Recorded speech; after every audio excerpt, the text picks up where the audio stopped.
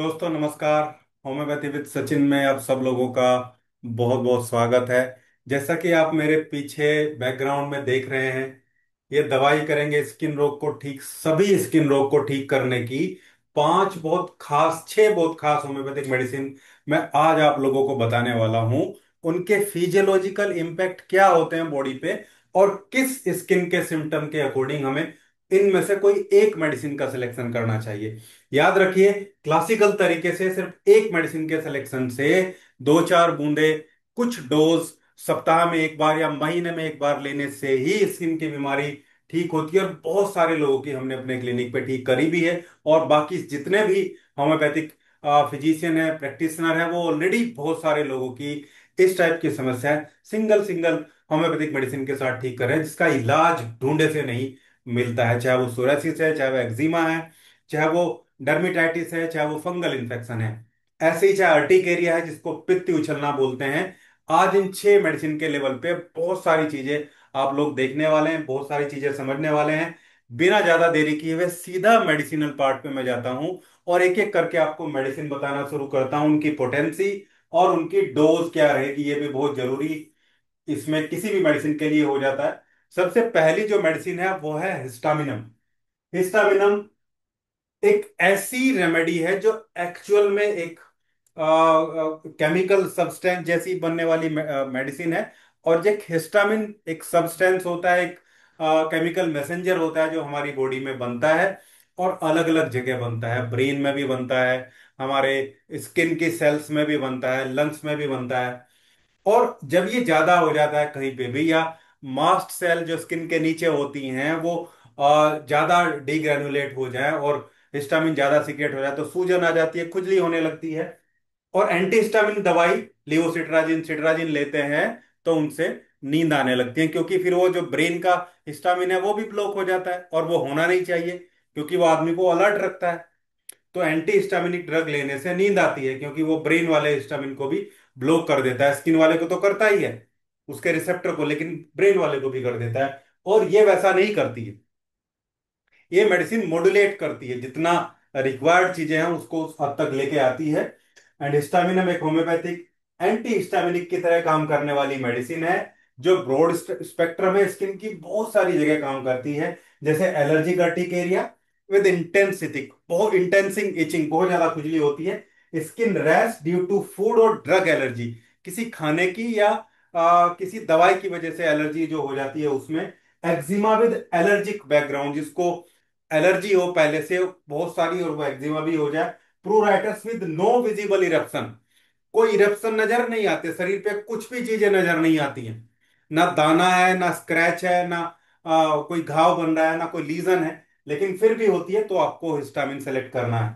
Potency 30 या 200, मैं तो कहूंगा 200 पोटेंसी सेलेक्ट करिए। एक्चुअल में बहुत अच्छी है एलर्जिक रिएक्शन के लिए। और इसकी कुछ दिन तक जो है आप इसकी जो डोज है वो आप रखिए, जो जो खुराक है वो आप रखिए कुछ दिन तक इसकी।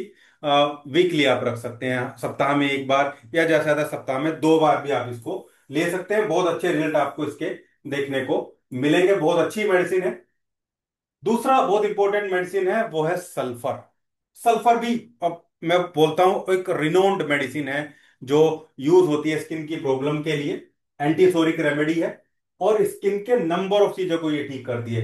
जब फिजियोलॉजिकल इंपैक्ट की बात करते हैं तो sulphur promotes skin elimination, skin से जो वेस्ट टॉक्सिक मटेरियल है उनको जल्दी से बाहर निकालने में हेल्प करती है। हेपेटिक मेटाबॉलिज्म को सुधारती है, जिससे लीवर क्लींजिंग होती है और स्किन की कंडीशन सुधरती है। वेनस सिस्टम पे काम करती है, पोर्टल सर्कुलेशन को इंप्रूव करती है। दूसरा, स्किन के किन सिम्टम में है इसको ले, ये बहुत जरूरी हो जाता है। Itching worse with heat in bed at time, गर्मी से खुजली बढ़ती है और बैड टाइम पे बहुत ज्यादा बढ़ जाती है। जब सोने के लिए जाते हैं तब तो इचिंग एक्चुअल में बहुत ज्यादा हो जाती है, ऐसी स्थिति में सल्फर को लिया जाता है। Dry scaly burning eruption specially on scalp, folds and face, जहां जहां फोल्ड होती है वहां फेस पे ड्राई इचिंग है, स्केली है, थोड़ी बहुत पपड़ी उतर सकती है, लेकिन बर्निंग जलन बहुत ज्यादा होती है ऐसे लोगों में, और खुजली करते करते कई बार खून निकालने की स्थिति भी आ जाती है।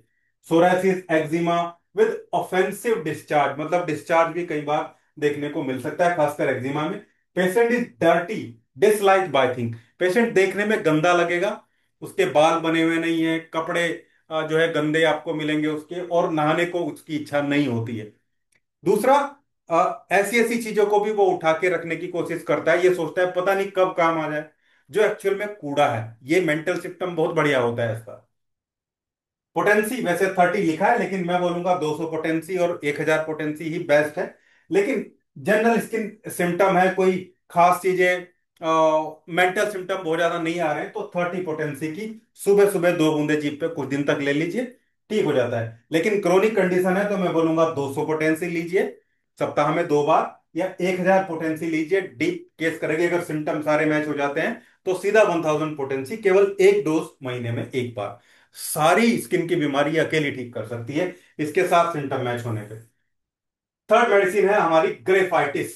ये भी बहुत बढ़िया मेडिसिन है। ग्रेफाइटिस इफेक्ट्स सेबेसियस ग्लैंड जो स्किन के नीचे होती है, और जहां पे ओजिंग होती है, थिक डिस्चार्ज निकलता है, गाढ़ा शहद के जैसा डिस्चार्ज निकलता है वहां। Support skin healing and epithelialization, skin की रिपेयरिंग में हेल्प करती है। Lymphatic and glandular system improve the chronic inflammation, chronic inflammation को रिड्यूस करती है लिम्फेटिक सिस्टम और ग्लैंड्स पे काम करके। स्किन सिम्टम्स में है एक्जिमा विद हनी लाइक, मतलब थिक डिस्चार्ज है, एक्जिमा है और उसमें से पानी निकलता है, गाढ़ा पानी निकलता है। क्रैक्स इन फोल्ड्स, जहां फोल्ड्स है वहां क्रैक्स हैं। ईयर के पीछे यहाँ क्रैक्स हो सकते हैं, यहाँ ड्राइनेस बहुत ज्यादा हो सकती है। माउथ के एरिया में क्रैक हो सकते हैं, निपल के एरिया में क्रैक्स होते हैं, ग्रोइंग एरिया में जो है क्रैक्स देखने को मिल सकते हैं, यहाँ क्रैक्स देखने को मिल सकते हैं। Rough hard and dry skin with fissures, मतलब वही छोटे छोटे क्रैक्स के साथ में स्किन बहुत ज्यादा ड्राई हो जाती है। केलोइड्स के पे भी काम करती है। ओल्ड स्कार, बहुत पुराने ओल्ड स्कार है वहां पे भी, और स्किन जो है लगातार प्रॉब्लम होने से कहीं पतली हो जाए तो वहां भी ये काम करती है। डोज और पोटेंसी, ये भी जनरल यूज में 30 पोटेंसी में यूज कर सकते हैं, बहुत अक्यूट केस है तो।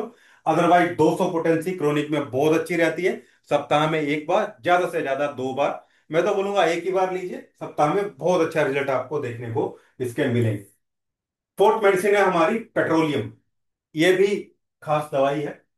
Acts on sebaceous gland, mucous membrane, help skin regeneration, ये भी स्किन रीजनरेशन में हेल्प करती है। स्पेशली कोल्ड वेदर की बहुत अच्छी दवाई है। स्टिमुलेट्स कुटेनियस जो म्यूकस एक्सिस होता है, यानी कि आप समझिए कि कुटेनियम म्यूकस एक्सिस या cutaneous mucous axis, axis actually 2-3 लोगों का या 2-3 चीजों का जुड़ाव या गठान या ग्रुप होता है। तो ये पूरा जो कुटेनियस म्यूकस एक्सिस है या कुटेनियम म्यूकस एक्सिस है, इस पे काम करती है, और स्पेशली फेस और हैंड, मतलब हाथ हथेली और फेस की और पैरों के तलवों की भी बहुत अच्छी रेमेडी है। Skin symptom, deep skin cracks, fissure, worse in winter.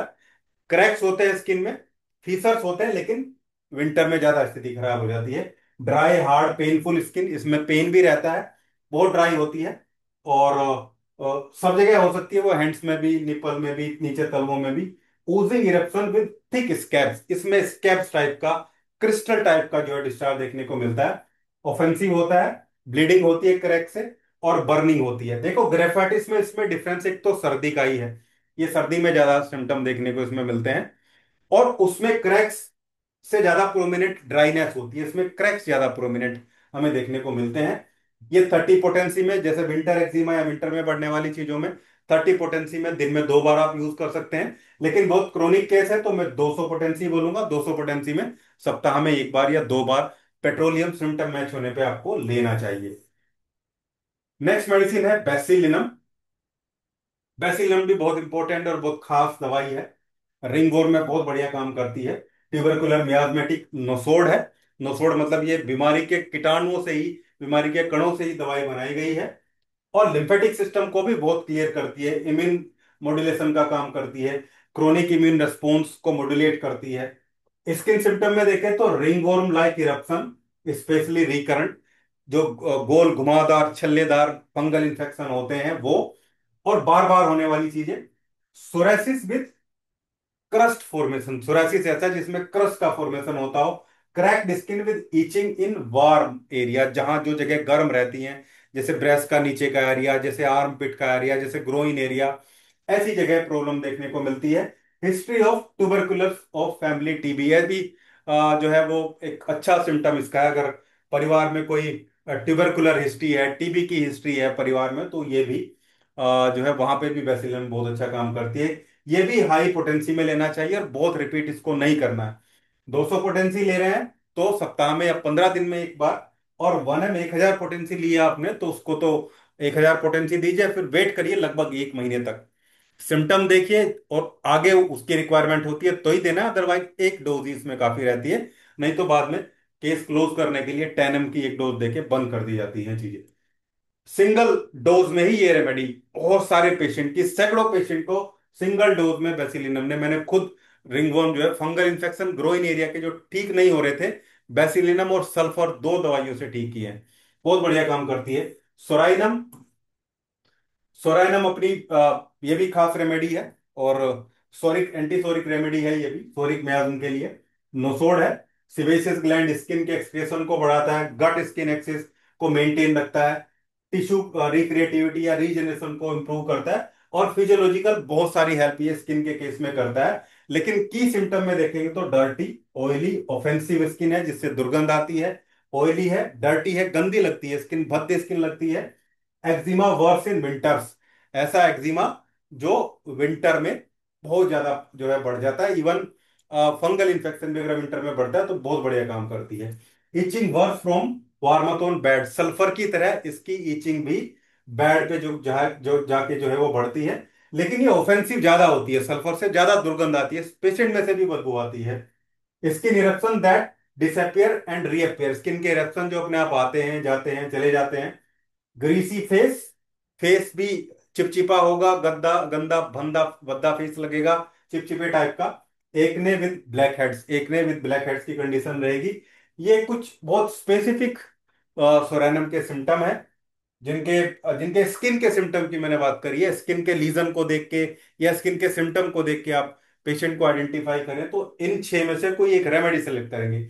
Psorinum को भी 200 या 1000 पोटेंसी में लेना है, सिम्टम मैच होने पे, पार्सली मैच हो रहे तो 200 पोटेंसी की एक डोज 15 दिन में एक बार आप देंगे या वीक में एक बार देंगे मैक्सिमम, और 1000 पोटेंसी को भी रिपीट नहीं करना है, केवल एक डोज देके छोड़ देना है सिम्टम मैच होने पे। इन 6 रेमेडी में से आप कोई भी एक रेमेडी यूज करेंगे अपने पेशेंट के सिम्टम के अकॉर्डिंग तो बहुत जल्दी ही चीजें जो है वो डिसअपियर होने लगती हैं, पेशेंट जो है वो करेक्ट होने लगता है, और जो मयाज का डिस्टरबेंस देखने को मिलता है वो धीरे धीरे रिवर्स होने लगता है। हालांकि सोराइनम और सल्फर जैसी दवाइयों से कई बार रोग की स्थिति थोड़ी बढ़ जाती है, लेकिन एक्चुअल में वो क्यूरेटिव इफेक्ट होता है जो कुछ दिन बाद धीरे धीरे सही हो जाता है। सल्फर के वीडियो में मैंने आपको बताया भी था, एक पेशेंट को मैंने 1000 पोटेंसी दिया, सिम्टम बिल्कुल मैच हो रहे थे, उसकी स्थिति खराब हो गई, वो दोबारा दवाई लेने भी नहीं आया, कोई घाव था वो पक गया उसका, लेकिन फिर उसने बताया कि सब कुछ 1 डेढ़ महीने के बाद अपने आप सब कुछ डिसअपीयर हो गया और सब कुछ ठीक हो गया, और वो उस स्थिति में चला गया जैसे पहले उसकी स्थिति थी। तो इस तरीके से ये काम करती हैं। सल्फर तो खासकर बहुत मैं बोल दूँ बहुत डायनेमिक टाइप की रेमेडी है स्किन के केस में। तो ये था आज का वीडियो। उम्मीद करता हूँ वीडियो आप लोगों को अच्छा लगा होगा। वीडियो अच्छा लगा तो लाइक करिएगा, शेयर करिएगा और चैनल को सब्सक्राइब जरूर करिएगा। Thank you.